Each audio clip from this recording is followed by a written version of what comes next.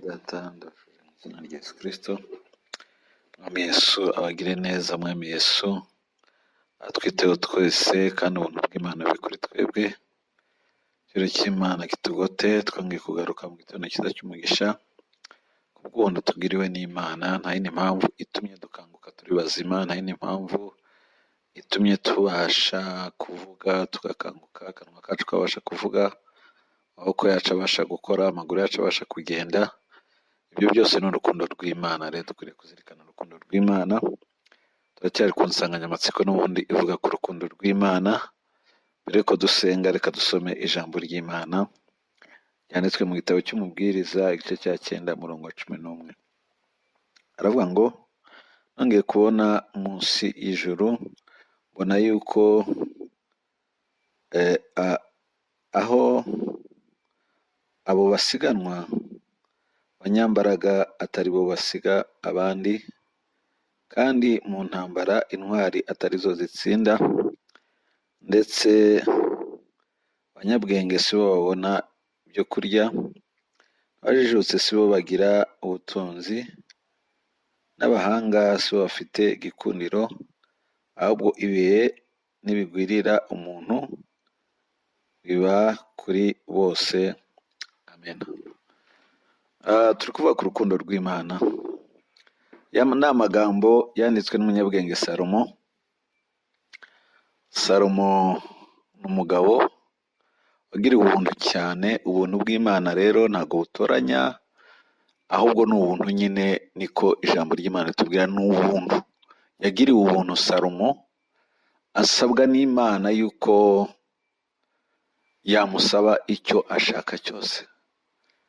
Agirirwa ubuntu. Imana yamubwira ngo nsaba icyo wifuza cyose nanjye ndakiguha. Nsaba icyo ushaka cyose nanjye ndakiguha. Nibyo koko Salomo yaranejeje Imana.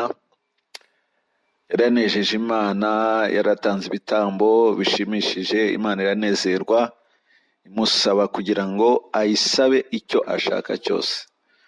Uru ni urukundo rudasanzwe, ni ubuntu budasanzwe yagiriwe n'Imana, kuko mpamya neza yuko atari we wakiranutse ku isi yose, ntabwo ari we wakoze ibyiza ku isi yose, ahubwo ni uko yagiriwe ubuntu n'Imana. Ikintu cyose Imana izagukorera, ntuzibwire ko hari izindi mbaraga washyizemo, ntuzibwire yuko hari ubundi butware washyizemo, ntuzibwire ko uri umunyabwenge, ntuzirate ikintu na kimwe, ahubwo uzamenye ko ari ubuntu bw'Imana. Ni ukuri, nubona wakoze akazi neza ugashimwa, uzavuge ko ari ubuntu bw'Imana wagiriwe. Ntuzirate ubwenge bwawe, ntuzirate ubuhanga bwawe, ntuzirate ikintu na kimwe, ahubwo uzamenye neza ko ari ubuntu Imana yakugiriye. Ijambo ry'Imana yatubwiye ngo Salomo we yari umunyabwenge, afite amagambo menshi yagiye avuga y'abanyabwenge. Tuzi neza yuko ari we wasobanuye neza cyane, akamenya neza yuko uko byagenda kose ibintu byose umuntu yakora ni nko kwiruka inyuma y'umuyaga. Mbese wagira ibyiza byinshi, wakubaka inzu nziza, wagira abagore beza, wagira abana beza, wagira amashuri menshi, uko byagenda kose jya umenya yuko ari nko kwiruka inyuma y'umuyaga. Byose ni iby'isi, bizarangira nk'uko isi irangirana n'ibyayo. Rero icyo ashaka kuvuga cyane ni uko ikiruta byose ari ukubaha Imana, kuruta kugira ibintu, kuruta kugira ubutunzi, kuruta kugira amazu menshi, kuruta kugira ibyo byose, abana benshi kandi beza, umugore mwiza, akazi keza. Yashatse kugaragaza yuko ibyo byose ikintu kibiruta, kibiri hejuru, ari uko umuntu yaba yubaha Imana, ari uko umuntu yaba azi Kristo, kandi Kristo nawe amuzi, kandi Kristo amuha agaciro. Uwo muntu rero ashobora kuba afite agaciro cyane kurusha n'abariya bose. Haleluya! Kurusha n'abariya bafite ubutunzi. Yavuze amagambo akomeye tumaze gusoma muri kiriya gice cya 9 umurongo wa 11.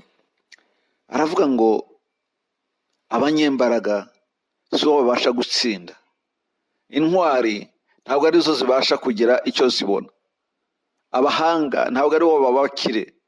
Oya, ntabwo abanyamahirwe ari ba bantu bize cyane. Nicyo yashatse kuvuga. Umuntu ashobora kwiga kaminuza ariko ntabona akazi. Umuntu ashobora kwiga kandi yari umuhanga ariko ntabona akazi. Biterwa n'iki? Biterwa n'uko utanga ari Imana. Imana niyo yonyine itanga. Imana yonyine niyo igaba kubw'urukundo rwayo, kubw'ubuntu bwayo. Rero byose biberaho kugira ngo urukundo rw'Imana rugaragare, ubuntu bw'Imana bugaragare. Narababwiye yuko urukundo rw'Imana n'ubuntu bw'Imana ni ibintu bisa, ntaho bitandukanye. Umuntu utagira urukundo ntashobora kugira ubuntu. Rero Imana igira urukundo ikagira n'ubuntu. Ni ukuvuga ngo ibintu byose ibikora kubw'ubuntu bwayo, ibikora kubw'imbabazi zayo. Haleluya. Ntuzirate ngo warize, ntuzirate ngo ufite amashuri menshi, ntuzirate ngo ufite bene wanyu bakomeye bashobora kuzamura bakakugeza mu mwanya wifuza. Uzirate Imana yonyine ishobora byose. Uzirate urukundo rw'Imana. Ibyo uzabona byose uzamenye ko ari urukundo rw'Imana rubikugejejeho. Haleluya. Umwanya ufite wose ntugire ikintu icyo ari cyo cyose ubona yuko cyabikoze cyangwa se wakwirata. Oya, uzirate urukundo rw'Imana, uzirate imbaraga z'Imana, uzirate ubuntu bw'Imana yakugiriye, naho ibindi byose ni ubusa. Hariho benshi bari bafite ubushobozi ariko batabashije kubigeraho. Icyo ngicyo ukwiriye kubimenya, icyo ngicyo ukwiriye kugisobanukirwa, kimenya neza, ukamenya yuko hari benshi bagerageje gukora ariko ntibagire icyo bageraho. Hari abantu benshi bakoze nk'uko wakoze, bashoye nk'ibyo washoye ariko bigahomba. Ibyo wabona byose rero jya uzirikana ko ari urukundo rw'Imana. Aho uzagera hose, urwego rwose uzibonamo, uzamenye ko ari urukundo rw'Imana. Ntuzirate imbaraga zawe, ntuzirate ubwenge bwawe, ntuzirate amashuri menshi, ntuzirate ikintu na kimwe, kubera yuko ushobora kwirata ibyo byose, ibyo wishingikirijeho byose bigakurwaho, ariko Imana ikakwereka urukundo rwayo, Imana ikakwereka imbaraga zayo, Imana ikakwereka ubuntu bwayo, Imana ikakwereka icyo ari cyo. Ntabwo umenyuje ko gukora ari bibi. Oya, gukora ni byiza. Ibintu byose ni byiza. Kwiga ni byiza, gukora ni byiza, gushaka ibyiza nta gisa nabyo. Nta muntu utabikenera kugera ku bintu byiza kandi by'agaciro, kandi nta muntu utakenera gushora imbaraga ze uko ashoboye. Nta nubwo ari bibi rwose kubikora ni byiza, ariko icyo mvuga ni kimwe: uburyo wabikoramo byose, banza wizere Imana, banza wiringire Imana, umenye ko byose uzabigera ku bw'urukundo rw'Imana. Icyo ni icyambere. Icyo uzakora cyose menya yuko icyo wifuza kugeraho cyose kizabasha gusohora kubw'urukundo rw'Imana. Hanyuma nigisohora, ntuzirate imbaraga zawe, ntuzirate ko ukomeye, ntuzirate ku bandi yuko badashoboye, ahubwo uzamenye ko ari urukundo rw'Imana, ni ubuntu bw'Imana wagiriwe. Hanyuma unezezwe cyane nuko Imana yakugiriye neza. Icyo gihe rero ntabwo uzasuzugura abandi ngo basigaye inyuma. Ntabwo uzagaya abandi ngo ntago bazi gukora. Ntabwo, oya, nta na kimwe. Ahubwo uzanezezwa nuko Imana yakugiriye neza. Wenda icyo gihe bizatuma ugira n'umutima wo kugira neza cyangwa se wo gufasha abandi basigaye inyuma, kuko nawe si wowe, si imbaraga zawe, si ubutware bwawe, si ubwenge bwawe, ni ubuntu bw'Imana. Icyampa tugasobanukirwa n'ubuntu bw'Imana, icyampa tukamenya imbaraga z'Imana, icyampa tukamenya kugira neza kw'Imana, icyampa tukamenya ko Imana ariyo ikora byose muri twebwe. Bizatugira umumaro, bizadufasha cyane, bizadufasha cyane. Salomo rero amaze kubisobanukirwa, tuzi neza yuko Imana yamugiriye neza, imuha ubwenge nk'uko yabusabye, ariko iranamubwira ngo si ibyo gusa, n'ubutunzi nzabuguha, n'ibyo utansabye nabyo nzabiguha.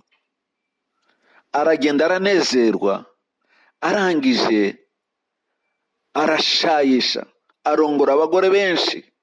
Biravuga ngo arongora abagore 1,000 n'abagore benshi.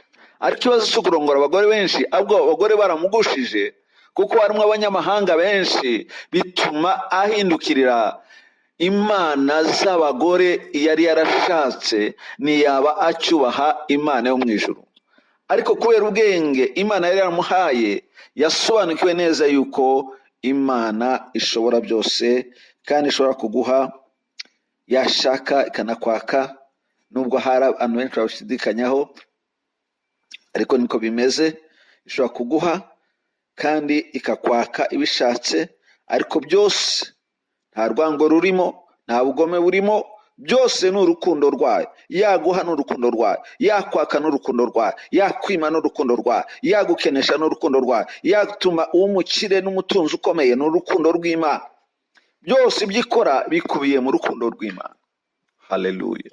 Kuko icyo Imana ikora cyose bigifitemo inyungu, bifitemo inyungu zikomeye cyane.